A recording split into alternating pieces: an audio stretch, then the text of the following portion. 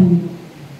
Atin pong mababasa sa Roma 12, verse 1 hanggang 17. Atin pong basahin. Kung mayroon po kayong Bible, ay atin pong sabayan sa pagbabasa.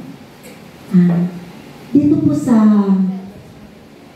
uno ay sabi dito, kaya mga kapatid, isinasawa ko sa inyo alang-alang sa mga kahabagan ng Diyos na inyong ialay ang inyong mga katawan na isang handog na buhay, banal, nakasiya-siya sa Diyos na siya ninyong makatuwirang paglilingkod. Huwag ninyong tularan ang sanlibutan ito, kundi magbago kayo sa pamamagitan ng pagbabago ng inyong pag-iisip upang mapatunayan ninyo kung alin ang mabuti, kasiya-siya at lubos na kalooban ng Diyos.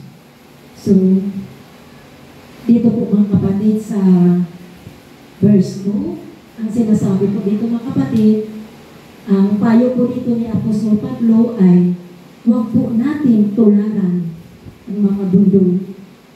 Kung huwag po natin tularan ang mga makamundong bagay. Kasi po, alam naman po natin kung masama,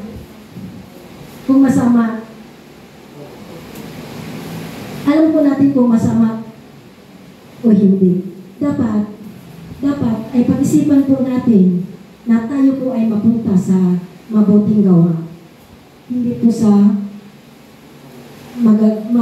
sasamang gawa. Sa verse 4 ay verse 3, sapagkat sinasabi ko sa pamamagitan ng biyaya na ibinibigay sa akin na ang bawat isa sa inyo ay huwag mag-isip sa kanyang sarili na higit kaysa nararapat niyang isipin, kundi mag-isip ng may katinuan at sa sukat ng pananampalataya na ipinamahagi ng Diyos sa bawat isa.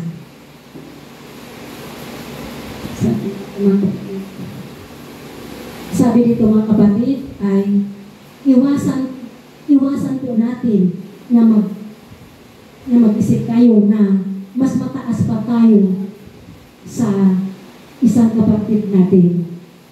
Kasi daw po ay kung mag-isip po tayo na mas mataas pa tayo sa isang kapatiran natin, ay tayo po ay mahulog na daw po sa pagyayabang sa sarili natin.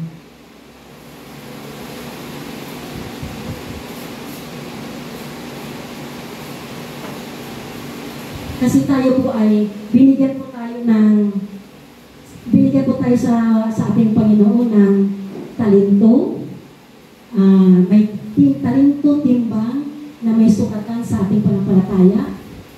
Yun po ang ibig sabihin dito sa verse 3, mga kapatid, na huwag tayong mag-isip ng masigit pa sa ating sarili kasi hindi daw po yan maganda.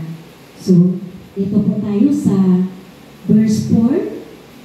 Sabi dito, sapagkat kung paano sa isang katawan ay mayroon tayong mararaming mga bahagi at ang mga bahagi ay hindi makakatulad ng gawain.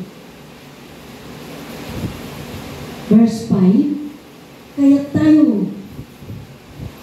tayo marami ay iisang katawan kay Kristo at ang mga bahagi na sama-sama sa isa't isa.